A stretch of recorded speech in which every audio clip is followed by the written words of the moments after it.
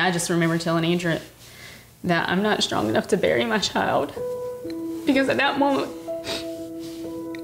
we were sure that's what was about to happen. It's a parent's worst nightmare. He did not look good. He was just a very little, small, gray baby. He was breathing really hard. There was just something really strange about Stephen that day.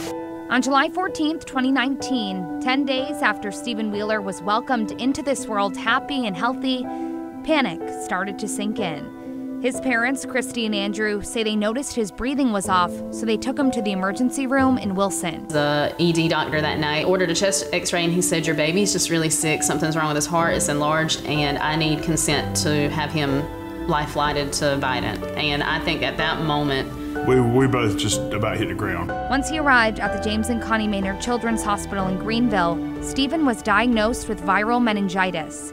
Doctors say the virus went straight to his heart and attacked it.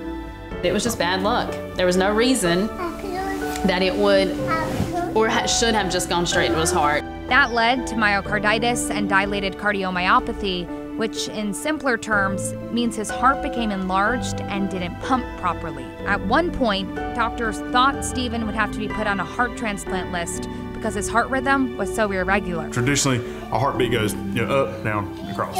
His was going down first. That period was probably the lowest time. But the Wheelers clung tight to their faith. I know I haven't prayed that hard before in my life, just completely turned it over to God. And literally within seconds, that monitor went from down, up, to up, up.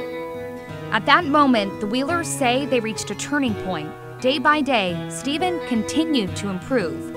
After 41 days in the hospital, their little miracle was finally able to come home. The day we came home was a good day.